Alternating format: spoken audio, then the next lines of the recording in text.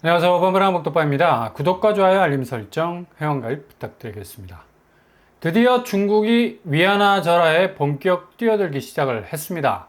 이거 정말 속도 면에서 엄청난 스피드를 내고 있는 것으로 보이는데요. 엔저가 슈퍼라는 수식어가 붙을 정도로 정신없이 날아가다가 최근 트럼프가 엔화가 너무 가치가 낮다라는 일침에, 그러니까 무역 상대국의 통화 가치가 낮아지면 자국의 제품 가격 경쟁력이 떨어질 수밖에 없다라는 이 경계성 발언 한마디가 바닥에 드러누워 있던 엔화를 살짝 일으켜 세우는 자극제가 되기도 했는데, 요 며칠 살짝 엔화 가치가 부상이 되는 듯 하다가 이게 그냥 만성 고질병이라 다시 엔화 가치는 꼬꾸라지고 있죠. 확실히 엔저는 대세라는 궤적에서 벗어나기 힘든 상황인 것만은 분명해 보입니다. 결국엔 일본도 미국 국채에서 손을 뗄 확률이 이렇게 되면 높아질 수밖에 없겠습니다. 달러를 무한 흡입, 달러 현금화를 위한 최대한의 노력을 기울일 것으로 보입니다. 일본은 미국 국채에서 가장 큰 손 중에 하나죠. 그럼에도 불구하고 이렇게 엔화가 나락이 가게 되면 별 수 없이 달러 팔아서 엔화를 사야 하기 때문에 금고의 달러 비축량을 기하급수적으로 늘려야 어느 정도 방어전이라도 치를 수 있다는 얘기입니다. 그러니 지금 다시 살짝 일어서려다가 다시 들어놓기 시작한 엔화 역시도 특단의 대책이 나오지 않는 이상은 계속해서 착륙에 가까운 저공 비행을 할 수밖에 없는 처지에 놓였죠. 엔저는 아마도 거의 헤어나오기 어려운 통화 가치의 늪이 될 가능성 높고, 동시에 위안화가 이렇게 빨리 움직일 줄은 꿈에도 몰랐을 겁니다. 중국이 본격 기준금리 인하를 깜짝 단행을 했는데요. 이게 그냥 유럽이 기준금리 인하한 것과는 다른 성격인 것은 중국은 무역전쟁의 한가운데서 이 관세 장벽이라는 만리장성보다 길고 긴 방어벽을 직면하고 있는 터라 어떻게 빠져나갈 구멍이 없는 상황입니다. 그리고 미국 역시도 역대급으로 중국에 대한 무역 제재를 하고 나설 예정이고, 트럼프는 중국 자동차에 대해서 200%에 가까운 관세를 매기겠다는 이 특단의 정책도 준비하고 있는데, 중국이 이런 상황을 어떻게 버틸 수 있겠냐고. 아무리 중국이 양으로 승부할 수 있는 생산성의 극한까지 갈 수 있는 능력을 가지고 있다 손 치더라도 무역을 위한 파트너들이 대부분 손절에 나서고 있는데, 최근에 중국은 GDP가 4.7%로 훅 떨어지는 지표까지 내놨고요. 예상치가 5.1% 정도였는데 이 예상치보다 훨씬 뒷걸음질 치는 지표를 내놨습니다. 그러니 할 수 없이 극단의 선택을 할 수밖에 없었던 것은 바로 기준금리 인하 전격 내림. 1년 만기 LPR, 그러니까 대출 우대금리를 3.85%로 0.1% 내렸어요. 무슨 간에 기별도 안 갈 정도로 정말 쬐끄맣게 개미 눈곱만큼 내렸는데, 명분은 이렇게 중국 경기가 갈수록 안개 속에 들어갈 가능성이 높아지니까 경기 부양을 위한 낮은 금리 바꿔타기로 이어진 건데, 그러나 속내는 위안화의 지금 어정쩡한 통화 가치로는 도저히 관세 장벽을 뚫을 자신이 없다라는 얘기죠. 결국 자체 통화 가치를 깎아내리는 얼음 깎기, 파티 연회장에서 그럴싸하게 깎아놓은 얼음 조각들, 조각상처럼 보이지만 결국 이건 다 녹아내리는 호상이라는 얘기죠. 중국이 아무리 이렇게 내수 진작을 위해 금리를 내린다 해도 지금 가장 풀기 어려운 부동산 경기 자체가 죽어 있어서 이걸 좀처럼 회복할 수 있는 대전환점 마련이 미진한 상태.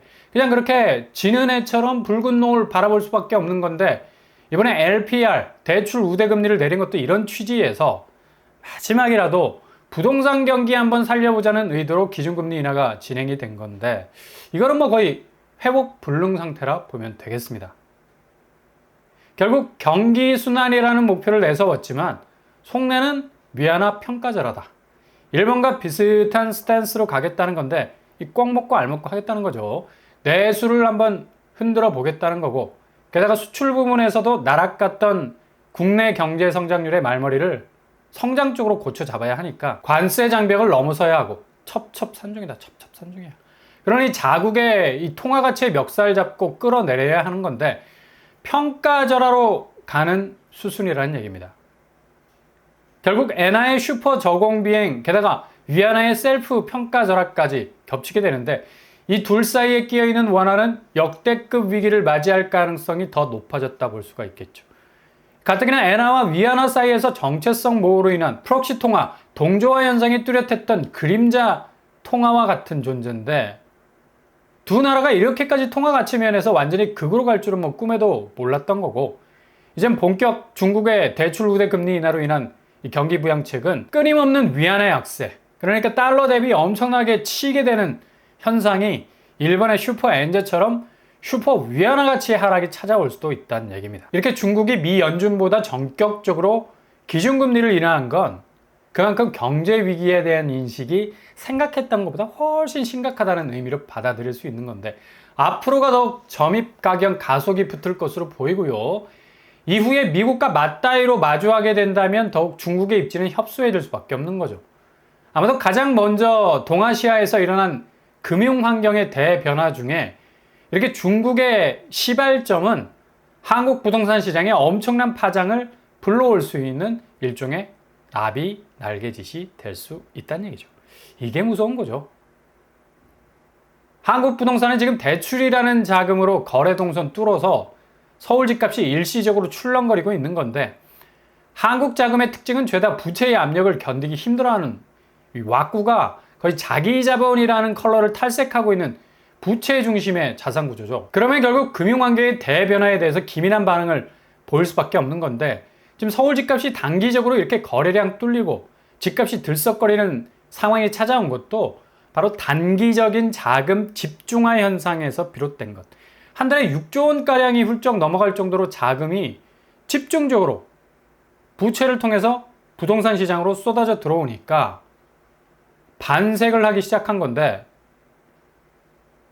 이게 다시 역으로 금융환경이 급격하게 통화가치 체계 붕괴로 인한 일본과 중국의 금융 시스템 위기가 찾아오게 되면 그대로 얼어붙을 수밖에 없는 구조.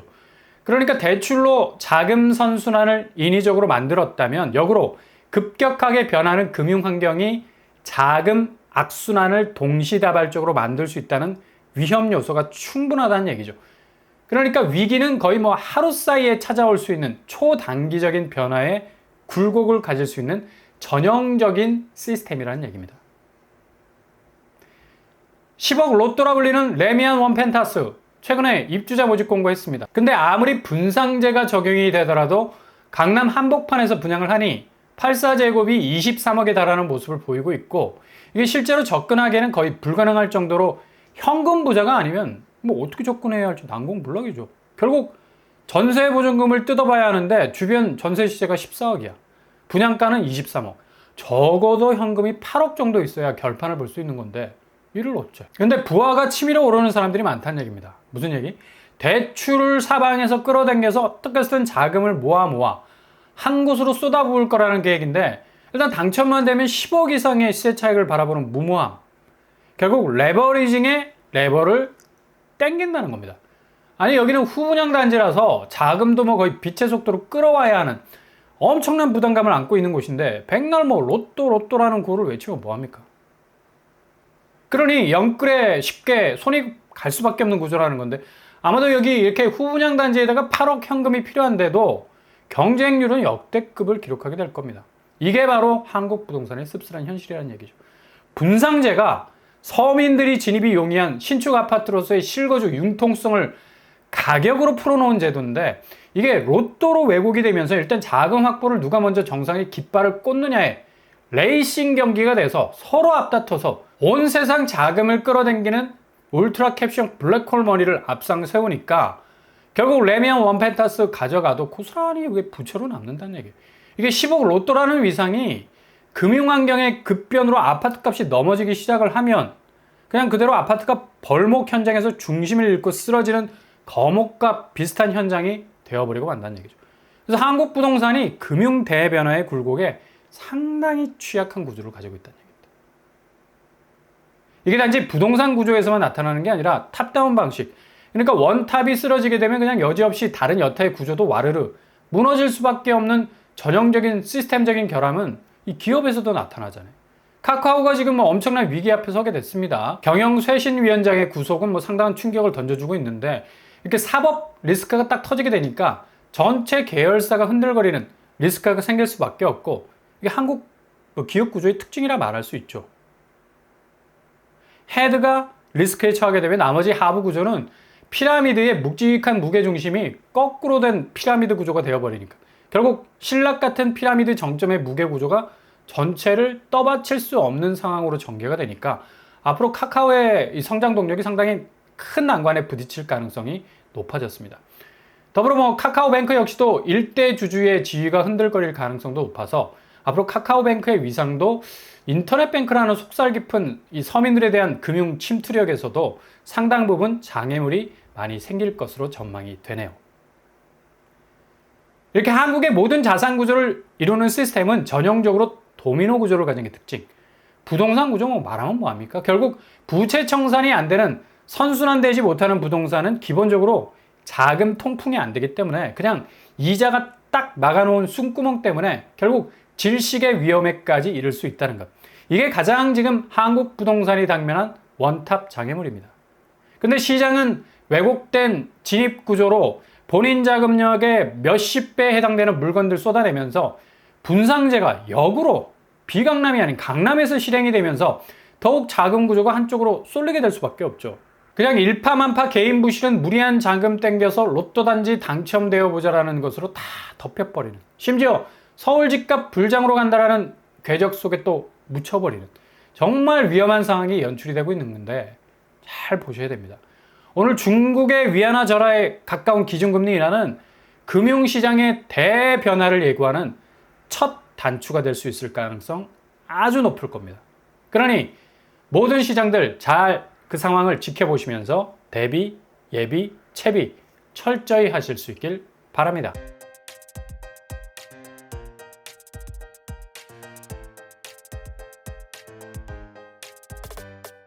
오늘의 부동산 캐릭터죠. 중국이 드디어 사고를 치고 있네요. 더 이상 버티기 힘든 경제 수위는 점점 압박감을 느끼게 만드는 거고, 이렇게 되면 위안화 평가 절하 수순으로 가는 건데 원화 가치는 더욱 고립될 가능성 높아졌습니다. 중국 기준금리 인하했다라는 신호로 받기에는 중국의 지금 상황이 거의 부동산을 중심으로 극악으로 치닫고 있어서 마땅히 해법이 없는 거예요. 국내 부동산은 이렇게 엔화와 위안화 사이의 금융 대격변으로 엄청난 후폭풍 연말로 가면서 맞이할 것으로 보이고 앞으로 정말 드라마틱한 부동산 상황이 펼쳐지게 될 것으로 보입니다. 오늘도 응원합니다. 항상 여러분의 길이 꽃길만 되실 수 있기를 바랍니다. 이상 로펌브라 목독발 마치겠습니다. 구독과 좋아요 부탁드립니다. 감사합니다.